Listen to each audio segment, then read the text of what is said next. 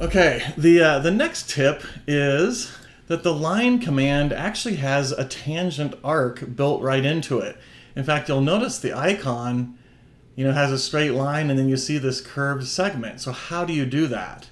Well, the first thing you do is you click and place a line, but when I'm going to click the second point, I'm going to click and hold. So I'm still holding down my left mouse button, and you can see that it's creating a tangent arc from that endpoint right there. So I can go ahead and let's just go maybe like there.